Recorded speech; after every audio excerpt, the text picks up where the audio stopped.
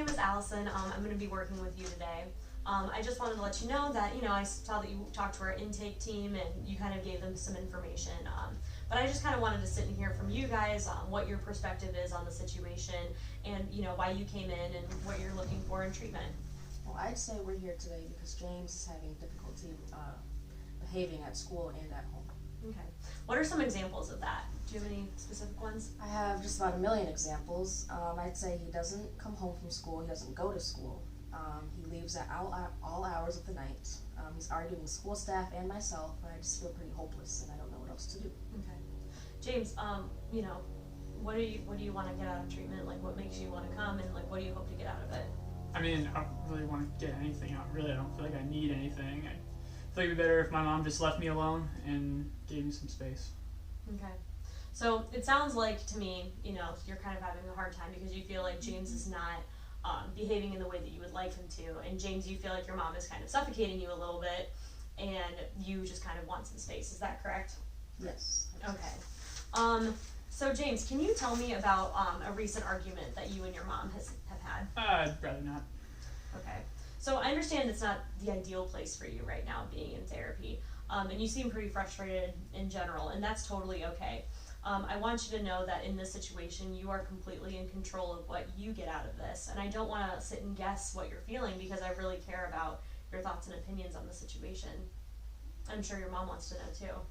Yeah, I mean, sure, I'll explain. So the other day I was out and my mom just kept calling me and we had kind of a fight or whatever and we're arguing or whatever, but then I was out with my friends and she just kept calling and calling and calling. And I knew I had made her upset, and I knew if I came home I would just get yelled at some more. Like, why would I even answer or even want to come home to that if I know exactly what's going to happen? It's going to be frustrating for me, so I just stayed away. Okay, so I'm going to ask you both to do something. So I want to go right to that argument. Do you remember that argument? Mm-hmm. You do? Okay. So I want to go back to that argument, and I want to kind of see how the dynamic plays out.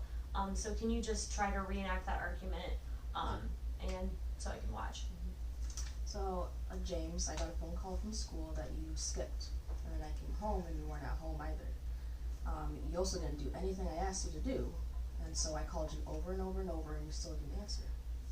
I mean, well, I wasn't at school because I hate school. Like, it is actually the worst. And I didn't do my chores. I'm going to do them later. Just gotta relax. And then you called and called, and I didn't pick up because I knew you were just going to yell at me and be upset.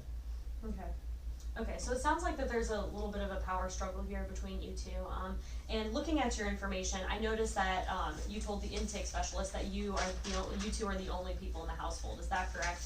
Yeah, I have no other family. Okay, so I first want to address the hierarchy of the household, and what I mean by that is, the parents and siblings and all of the different functions in a family system. But it seems like it's just you two. So you guys are the entire system, but also a subsystem between the two of you. So I would like to see what you guys kind of feel about the hierarchy and of your system, and then I would like to maybe provide a different perspective and kind of explore that a little bit and see how that changes the dynamic of the argument. Is that okay? Mm-hmm. Okay. So how would you currently describe the hierarchy of your household right now, Charlotte?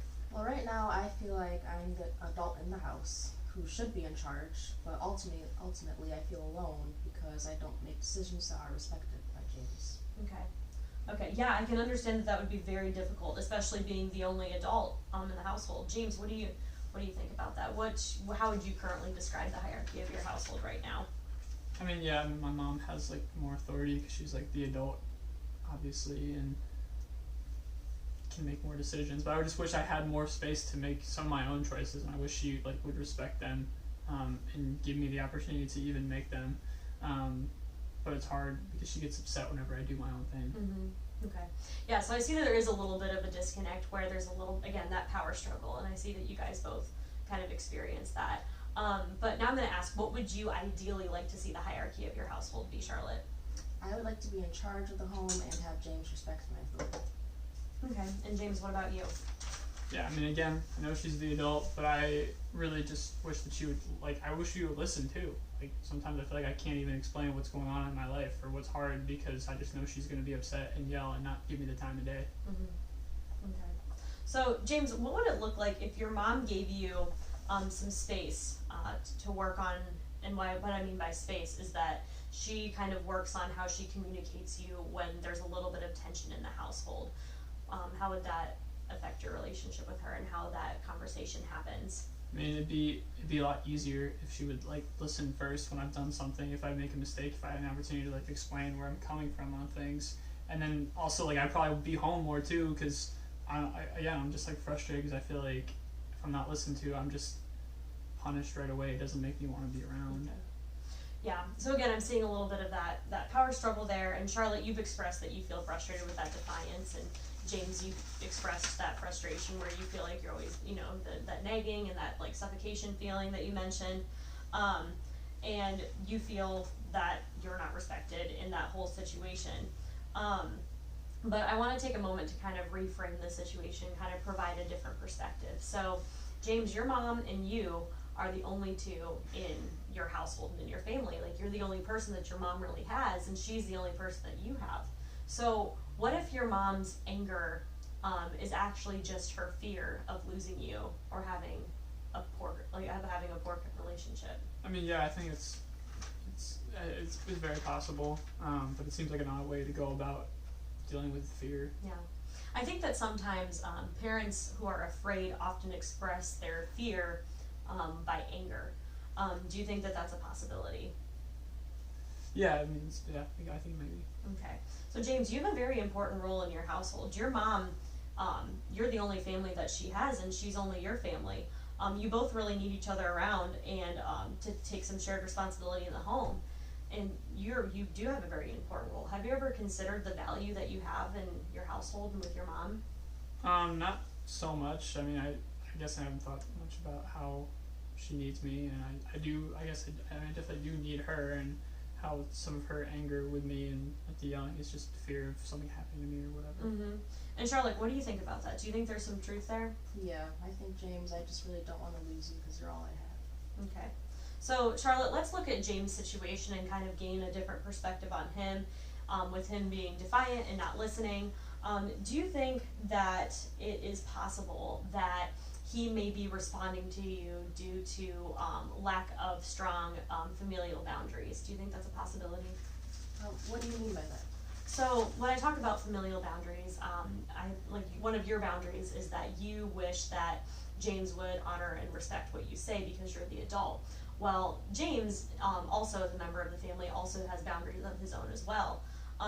Do you think that it's possible when you respond to him in a really frustrated and angry way that violates some of his boundaries, which causes him to shut down and be upset?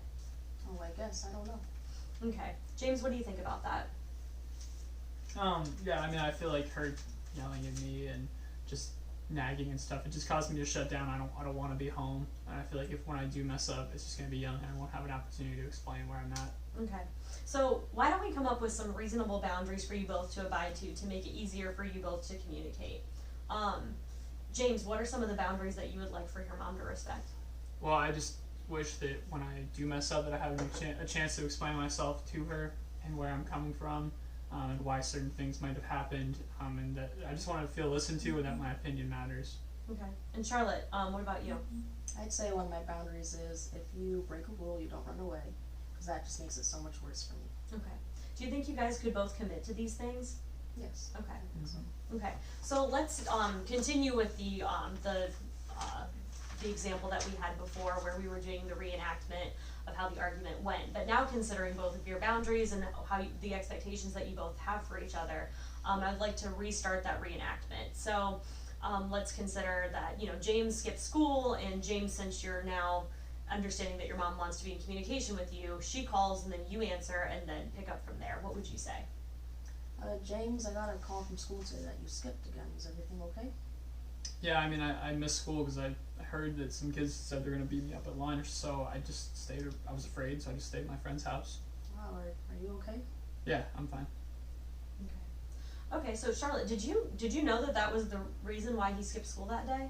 No, I really didn't know. I guess I didn't take the time to listen, and I assumed you just wanted to skip.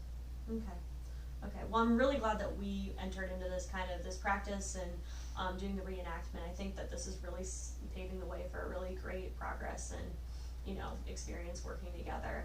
So I'd like for you guys to continue to work in these boundaries and that we set today, and continue to kind of work together and see how that plays out with a better understanding of each other, and then we can pick up next week. How does that sound? Sounds good, Allison. All right, thank you so much for coming in. All right.